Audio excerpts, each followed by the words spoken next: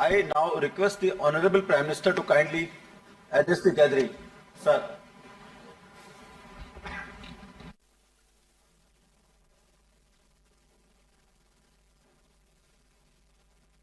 Governor of Kerala, Shri Arif Mohammed Khan, Chief Minister of Kerala, Shri Pinarayi Vijayan, my cabinet colleague, Shri R.K. Singh, Hardeep Singh Puri, other distinguished guests, friends, Namaskaram Kerala. Just a few days ago, I was in Kerala to inaugurate key projects of the petroleum sector. Today, thanks to technology, we are connected once again. We are taking important steps in the development journey of Kerala. The development works starting today are spread across the state. They cover a wide range of sectors. They will power and empower this beautiful state whose people are making rich contributions to India's progress. The 2,000 megawatt state-of-the-art Pugalur-Thrissur high voltage direct current system is being inaugurated today. This is the first HVDC interconnection of Kerala with national grid. Thrissur is an important cultural center of Kerala. Now, it will also be the power center for Kerala. This system will facilitate transfer of large quantum of power to meet the growing power demand of the state. It is also the first time the VSC converter technology has been introduced in the country for transmission. It is indeed a moment of pride for all of us. Friends, internal power generating sources in Kerala are seasonal. This makes the state largely dependent on import of power from the national grid. This gap had to be bridged. The HVDC system helps us achieve this. Now, there will be access to power with reliability. It is equally important to strengthen intra-state transmission network for delivery of power to the households and industrial units.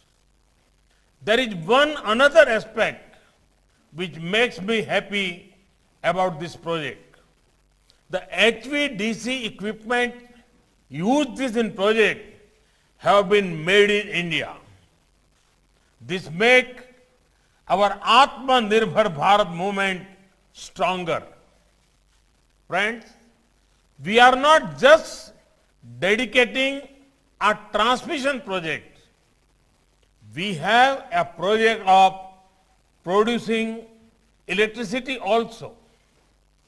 It is a pleasure to dedicate yet another clean energy asset of 50 megawatt capacity, the Kasaragod Solar Project. This will be a step in achieving the green and clean energy dream of our country. India is devoting great importance to solar energy. Our gains in solar energy ensure a stronger fight against climate change, a boost to our entrepreneurs. Work is also underway to connect our hard-working farmers with the solar sector. Make our Annadata also Urjadata. Under PM Kusum Yojana, over 20 lakh solar power pumps are being given to farmers. In the last 6 years, India's solar energy capacity is up 13 times. India has also brought the world together to the International Solar Alliance. Friends, our cities are engines of growth and powerhouse of innovation. Our cities are seeing three encouraging trends: technological development, favorable demographic dividend, increasing domestic demand. To further our growth in the sector, we have the Smart Cities Mission. The integrated command and control centers under the mission are helping cities in better urban planning and management. I'm very happy to share that 54 command center projects have become operational. 30 such projects are at various stages of implementation. These centers were especially useful during the pandemic days. Of the 2 smart cities in Kerala, Kochi Smart City has already established its command center. Thiruvananthapuram Smart City is now getting ready for its control center. Under Smart Cities Mission, the 2 Kerala Smart Cities, Kochi and Thiruvananthapuram, have made significant progress. Till date, the 2 smart cities have 27 projects worth rupees 773 crore that have been completed. Works in 68 projects worth almost rupees 2,000 crore are in pipeline. Friends, one more initiative to improve urban infrastructure is Amrut. Amrut is helping cities expand and upgrade their wastewater treatment infrastructure.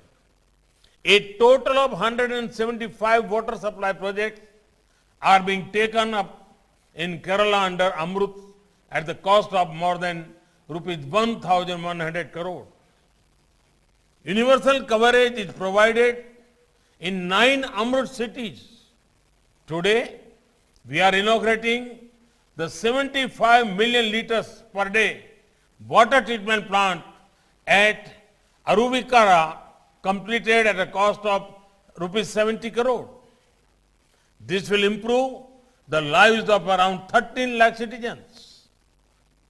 As my minister colleague said, this project will help increase per capita water supply in Thiruvananthapuram to 150 liters per day from 100 liters per day supply earlier. Friends, today we are making the Jayanti of the great Chhatrapati Shivaji Maharaj. The life of Chhatrapati Shivaji Maharaj inspires people across India. He gave emphasis on Swaraj, where the fruits of development reach all sections of society. Chhatrapati Shivaji Maharaj also had a special relation with the coast of India.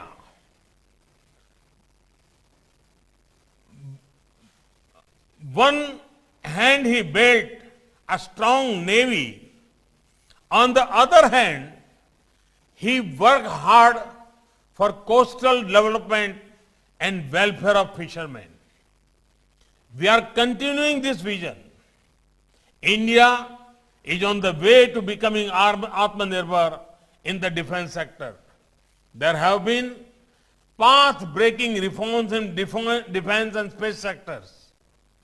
These efforts will create opportunities for so many talented Indian youngsters. Similarly, our nation has begun a big movement towards excellent coastal infrastructure. India is investing in our blue economy. We value the efforts of our fishermen. Our efforts for fishermen community are based on more credit, increased technology, top quality infrastructure, supportive government policies. Fishermen now have access to Kisan credit cards.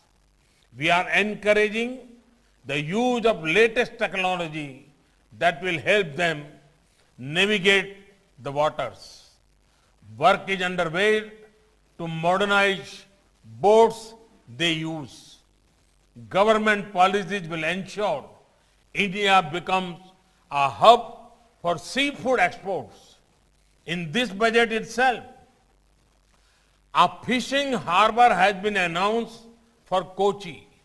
Friends, the great Malayalam poet Kumaran Ashan had said, I am not asking your caste, sister. I am not asking your caste, sister. I ask for water. I am thirsty. Development and good governance does not know caste, creed, race, gender, religion, or language. Development is for everyone. This is the essence of Sabka Saath, Sabka Vikas, Sabka Vishwas. Development is our aim. Development is our religion. I seek the support of the people of Kerala so that we can move forward to realize this shared vision of togetherness and development. Nanni Namaskaram.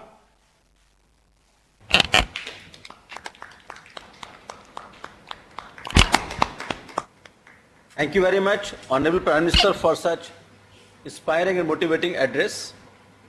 Distinguished guests, ladies and gentlemen, on behalf of Government of India, Ministry of Power, I express deep gratitude to Honorable Prime Minister and all dignitaries for sparing their valuable time and for being with us